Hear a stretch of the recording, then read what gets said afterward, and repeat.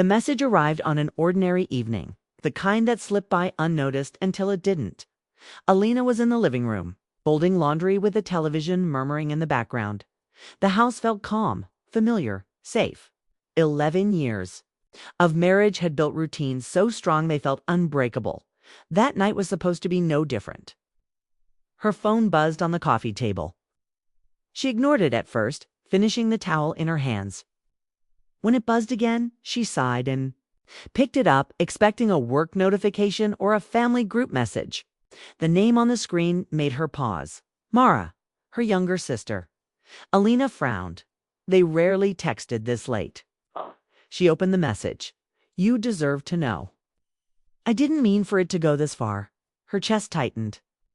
She reread the line, trying to understand it, but the words refused to settle.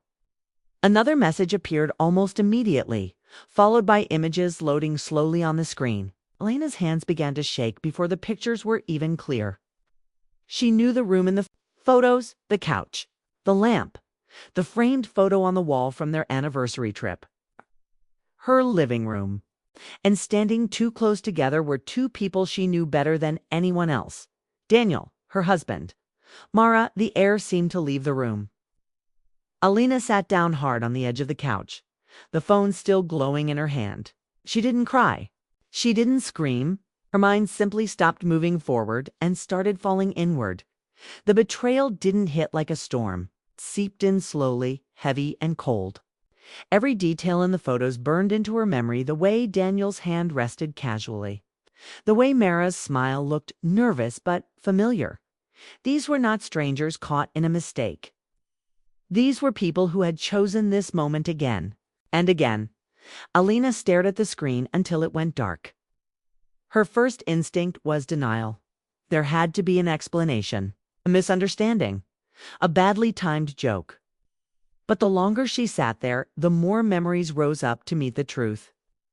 Late work, nights, sudden trips, Mara's strange distance over the past few months. All the small things Alina had ignored because trust made ignoring easy. The front door opened. Daniel stepped inside, calling her name like he always did. His voice sounded normal, warm, safe. It made her stomach turn. She stood up slowly, forcing her face into a calm expression. He kissed her cheek, smelled faintly of cologne, and asked what was for dinner. Lina answered without thinking. She moved through the kitchen on instinct, her body doing what it had done for years while her mind watched from a distance. At the table, Daniel talked about his day. A meeting that ran long traffic, nothing important. Alina nodded, added small comments, even smiled once. Inside, every word felt like another lie stacked neatly on top of the truths she now carried. That night, Daniel fell asleep quickly. Lina lay awake beside him, staring at the ceiling. The man next to her breathed softly, peaceful, unaware that her world had just ended. She thought about waking him, demanding answers, throwing the phone in his face. The urge rose fast and sharp, but she didn't move. Something inside her told her to wait. Over the next few days, Alina moved through life like she was underwater. She went to work. She answered emails. She laughed at the right moments. No one noticed the fracture spreading quietly through her. She watched Daniel closely. Now she noticed how easily he lied about small things, how confident he was in her trust. Each lie felt deliberate, practiced. The man she thought she knew began to feel like a stranger wearing a familiar face. Mara sent more messages, apologies, explanations, confessions that sounded half guilty and half defensive. She said she felt lonely. She said Daniel understood her. She said it wasn't supposed to hurt anyone. Lina read every word without responding. At night, memories replayed without mercy. Holidays, family dinners, moments when Mara had sat across from her smiling, knowing something Alina didn't. The betrayal cut deeper because it came from two directions at once: love and blood, trust and family. Alina didn't ask herself if it was real anymore. She asked how long it had been happening, how many times she had been the only one in the room who didn't know. She began to feel something new beneath the pain. Anger. Not loud, explosive anger. This was quiet, focused, and steady. It settled deep in her chest and stayed there. She realized she wasn't just hurt. She felt wronged, disrespected, erased. One evening, she stood in front of the bathroom mirror and barely recognized herself. Her eyes looked older, sharper. Something had changed, and it wasn't going back. She thought about confronting Daniel, again and again. Every version ended with him apologizing, explaining, asking for forgiveness. None of them satisfied her. Words felt too small for what had been taken from her. What she wanted was balance. She wanted him to feel what she felt. That thought scared her. Alina had never considered herself a vengeful person. She believed in patience, in understanding, in fixing things quietly. But betrayal had a way of rewriting rules. It turned questions into demands and patience into pressure. She began to imagine consequences, not shouting matches or public scenes, something colder, something controlled. Revenge didn't arrive, fully formed. It grew slowly, shaped by sleepless nights and unanswered questions. She imagined revealing the truth at the right moment. Letting the mask fall when Daniel least expected it. Watching certainty drain from his face the way it had drained from hers. Each thought gave her a strange sense of calm. At the same time, another voice whispered doubt. This wasn't who she was. This path led somewhere dark. But the voice was quiet, easily drowned out by the memory of those photos. One morning, Daniel hugged her goodbye before work, holding her just a second longer than usual. Alina stood still in his arms. She wondered if he felt guilty, if he sensed something was wrong, or if he truly believed he was untouchable. When the door closed behind him, Alina exhaled slowly. The house felt different now. The walls held secrets. The silence felt heavy. She walked to the window and watched Daniel drive away, his car disappearing down the street. For the first time since the message arrived, she allowed herself to think.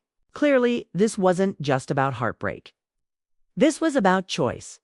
Daniel had chosen himself over their marriage. Mara had chosen desire over loyalty. And now Alina stood at the edge of her own choice. She didn't know yet what she would do. She only knew one thing for certain. The woman who folded laundry on that quiet evening no longer existed. Alina stopped crying after the first week. The pain didn't leave, but it changed shape, settled deeper, becoming heavier and more focused. She no longer woke up shaking or numb. She woke up thinking. Every day, she learned something new about the man she had married. Not from his words, but from his habits. How easily he smiled, how calm he was, how normal everything looked from the outside. Daniel moved through life without fear, without guilt showing on his face. That confidence fed her anger more than any argument could have. She didn't confront him, not yet. She needed to understand the full picture before she acted. Alina had always believed that decisions made in anger were weak. She would not be weak. She began paying attention to details she once ignored. She noticed the way Daniel guarded his phone now, keeping it face down, stepping away to answer calls. She noticed the subtle changes in his schedule. The late nights explained away with work. He lied smoothly, never too much, never too little. It was practiced. At work, Alina struggled to focus. Numbers blurred together. Conversations faded in and out. Her coworkers joked and complained about small problems, unaware that her life had split into two versions, before and after. She smiled when required and stayed silent when she could. No one suspected a thing. At night, when Daniel slept, Alina searched. She didn't feel proud of it, but she felt justified. She checked emails, old messages, travel receipts. She didn't need much time. The truth was careless. It always is. Patterns emerged, dates lined up, trips that were never necessary. The betrayal had been going on longer than she imagined. Each discovery felt like a fresh wound, but it also sharpened her thoughts. This wasn't a mistake. It was a decision repeated again and again. Mara's role became clearer too. Alina read their conversations with a strange mix of anger and understanding. Mara wasn't cruel. She was insecure. Lonely. She talked about feeling invisible, about wanting to matter.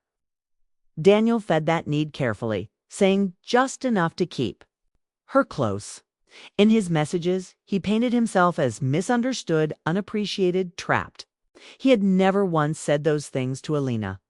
The realization hurt more than the affair itself. Alina saw now that Mara believed her own story. In her mind, she wasn't stealing. She was surviving. That didn't excuse the betrayal, but it complicated it. Mara wasn't a monster. She was human, and that made everything harder. Daniel, on the other hand, believed he was entitled. His messages were full of excuses disguised as honesty. He convinced himself that his unhappiness justified his actions. In his world, consequences belonged to other people. Alina closed the laptop one night and sat in the dark living room, letting the silence press in. Revenge crept into her thoughts more clearly now. Not dramatic, not violent. Something precise. Something that would strip Daniel of the comfort he didn't deserve. She imagined telling his family, his parents who trusted her, his friends who admired him. She imagined the look on his face when the truth reached places he couldn't control. The thought brought a sense of power she hadn't felt since the betrayal. But power came with questions. What would it cost her? Lena had always believed. In dignity, she didn't scream. She didn't expose people. She walked away from conflict when it grew ugly. Revenge felt like stepping into a version of herself she didn't recognize. And yet, doing nothing felt like surrender. She began making lists in her mind. Reasons to act. Reasons to walk away. The reasons to act were fueled by pain. The reasons to walk away were fueled by fear. Neither side felt complete. Daniel continued, as if nothing was wrong. He planned dinners. He talked about future vacations. He spoke about retirement like it was still a shared dream. Each word felt unreal, like he was rehearsing a life that no longer existed. One evening, Daniel mentioned an upcoming promotion, a big one. He spoke with excitement, confidence shining in his eyes. Lena listened quietly, her heart pounding. She already knew that his affair overlapped with work travel. She knew how fragile reputations could be. The thought arrived fully formed. She could ruin him. Not emotionally, professionally. The idea terrified her, hand thrilled her. That night, Alina didn't sleep. She lay awake, staring at the ceiling, imagining the future in two versions. In one, she exposed everything, watched his world collapse, felt the sharp satisfaction of justice served. In the other, she walked away quietly, carrying her pain alone, letting him move forward untouched. Neither path felt fair. The days passed faster after that. Alina became more deliberate. She organized files. She saved messages. She didn't know yet if she would use them, but having them made her feel less powerless. Knowledge became her armor. Still, doubt followed her everywhere. She asked herself if revenge would heal her or hollow her out. She imagined the moment after the silence, the aftermath. Would she feel lighter? Or would she feel chained to him forever by the damage she caused? One afternoon, she met an old friend for coffee. The conversation stayed light. Work, weather, small talk. Then the friend mentioned a painful breakup from years ago and said something that stayed with Alina. I thought revenge would help, she said. But it just kept me stuck in the worst part of it. Alina nodded, said nothing, but the words echoed loudly. That night, she confronted her reflection again. She saw a woman standing at a crossroads, someone capable of destruction and restraint. Someone who had been deeply hurt but still had control over what came next. Mara sent another message, longer this time. She apologized again, said she hated herself for what she'd done. said she understood if Alina never forgave her. For the first time, Alina believed her. But forgiveness wasn't the question. Choice. Was Alina realized that revenge wasn't just about punishing Daniel? It was about reclaiming herself. The danger was that she might lose herself in the process. She thought about the years she had spent building a life with intention, about the woman she wanted to become after this was over. Did that woman need revenge to survive? The answer wasn't clear. One evening, Daniel reached for her hand while they watched television. Alina felt a familiar warmth, followed immediately by revulsion. She gently pulled away, claiming fatigue. Daniel looked confused but didn't push. That small moment told her something important. He didn't suspect a thing. The power shifted quietly. Alina stood in the kitchen later, listening to the hum of the house, feeling the weight of every option in front of her. She was no longer reacting. She was choosing. The plan wasn't final yet. The conflict inside her wasn't settled. But one thing was certain. She would not remain silent forever. Whether through revenge or release, something was going to change. Alina sat at her desk late one night, the house silent except for the faint hum of the refrigerator. The room was dimly lit, a single lamp casting long shadows across the floor. In front of her, neatly organized folders held everything she had, uncovered over the past week's emails, messages, receipts, travel logs, all proof of Daniel's betrayal. Every document was a carefully collected piece of a puzzle that had transformed her pain into something dangerous. The thought of sending everything anonymously to Daniel's colleagues and family flashed in her mind. A tempting surge of control and retribution that made her pulse quicken. She stared at the folders, her finger hovering over the mouse, ready to send the information that could destroy him professionally. The power was intoxicating. The moment she had imagined over and over in the sleepless nights had finally arrived. She could see it clearly. Daniel's face turning pale as the truth spread, his confidence crumbling, the life he had built unraveling. Mara, too, would be caught in the aftermath, left with the consequences of her choices. It was justice, sharp and satisfying, or so it seemed. Yet, even as the thought gripped her, a small voice whispered inside her mind. What then? What would it feel like to watch someone fall, knowing you had caused it? Would satisfaction follow, or would it hollow her out, leaving her chained to the act she carried out? Alina knew from the past that revenge could feel like a victory at first, but later it could turn into a shadow that never left. She leaned back in her chair, rubbing her temples, trying to imagine life after the act. Memories swirled around, her the laughter in the kitchen, the quiet mornings they had shared. The trust she had placed in him, the moments Mara had been present, as if nothing existed beneath the surface. All of it shattered. And yet Daniel had carried on, oblivious to the pain he had inflicted, unaware that the woman he loved or claimed to love was no longer the same.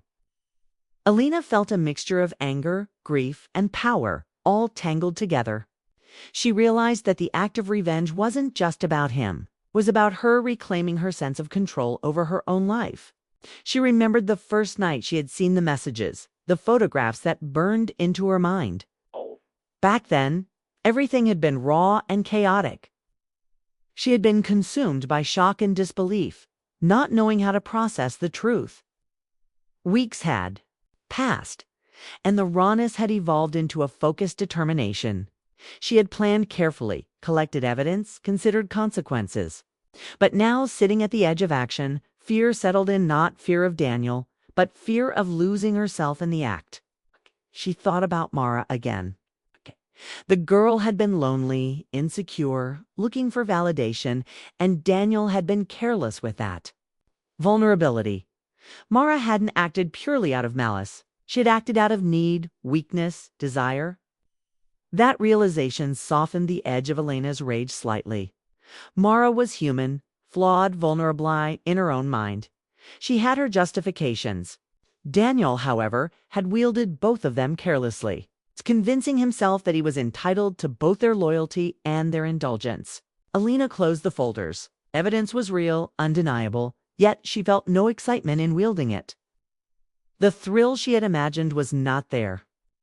Instead, she felt a strange emptiness, a quiet understanding that destroying someone else would not undo her own pain. Revenge promised satisfaction, but carried a cost she was not willing to pay. She sat in silence, thinking about the many nights she had spent imagining the perfect moment to strike. Each scenario had felt satisfying in her mind, the shocked faces, the quiet hum of justice finally delivered. Yet now, as the moment arrived, it felt hollow. She realized that revenge was not about punishment. It was about resolution, and resolution didn't come from causing suffering. Resolution came from reclaiming her own life. Lena thought about who she wanted to be after this was over. The woman who acted impulsively and allowed anger to guide her could exist, but she didn't want to live there. She wanted a life where her identity wasn't tied to Daniel's mistakes, where she could move forward without being defined by betrayal. That clarity brought a new type of courage, one deeper and steadier than the desire to destroy. She stood and walked through the quiet house. Past the photographs of happier times, past the reminders of trust that had been broken. She paused by the living room window, looking out at the street below, the world continuing without pause. Life would move on with or without her intervention. But she didn't want her story to be about destruction. She wanted it to be about choice, about control over her own path. Daniel returned home late the next evening, unaware of the storm that had been brewing in Elena's mind. He greeted her with his usual warmth, smiling, perhaps sensing a subtle change, but not understanding its depth. Elena responded calmly, almost placidly, and listened as he spoke about work and routine. There was no accusation, no confrontation, only measured presence. She could have dropped the evidence at his feet, shattered his world instantly, but she chose restraint. Instead, she confronted him with truth, not evidence. She told him she knew everything. She spoke with quiet authority, her voice steady, even as her chest ached with the old pain. Daniel faltered. For the first time, his confidence slipped, replaced by fear and confusion. He tried to explain, justify, beg, but Elena remained calm, listening without judgment or indulgence. The moment wasn't about punishment. It was about acknowledgement. She had reclaimed her voice and her power simply by standing firm in the truth. Mara reached out one final time, offering an apology, acknowledging her mistakes. Elena read the messages and didn't respond. She didn't need closure from them. She had found closure in herself. She didn't act out of vengeance. She acted out of self-respect. That understanding was far more liberating than any retaliation could have been. Weeks turned into months. Elena moved into a new apartment, reorganized her life, rebuilt routines that were entirely her own. The desire for revenge faded naturally, replaced by something steadier: independence, clarity, and the peace of knowing that she had chosen her own path. Daniel faced consequences in the spaces he had created for himself. Not because she forced them, but because his actions were unsustainable.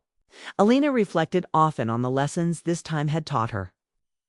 Revenge promised satisfaction, but it rarely delivered the peace she craved. To destroy someone else's world would have bound her permanently to anger, leaving her trapped in a cycle she wanted to escape. Instead, she had taken the harder path, choosing restraint, choosing herself, choosing life beyond the betrayal. Sitting in her new living room one sunny afternoon, Elena realized the depth of her growth. The house was quiet, filled only with the sounds she chose: music, her footsteps, the occasional hum of the city outside. The betrayal remained a memory, but it no longer defined her. The person she had been, the woman who folded laundry on that ordinary evening, unaware that her life would change forever, was gone. She had become someone stronger, someone capable of standing alone. Someone who understood that revenge was never about the other person. It was about reclaiming power over one's own heart, one's own choices. Alina had learned that justice doesn't need to be loud or public. It can be quiet, measured, and internal. Walking away from the act of revenge had given her a freedom she couldn't have gained any other way. She thought of Daniel, occasionally imagining him realizing the full impact of his choices. But without joy, without malice, Mara too, perhaps, learning the weight of her own decisions. But Elena's thoughts always returned to herself. How far she had come, how she had survived, transformed pain into wisdom, and learned that her future could be brighter than any act of revenge could have promised. And as she closed her eyes that night, Alina understood the final truth. Revenge might offer temporary satisfaction, but it is self-liberation that brings lasting peace.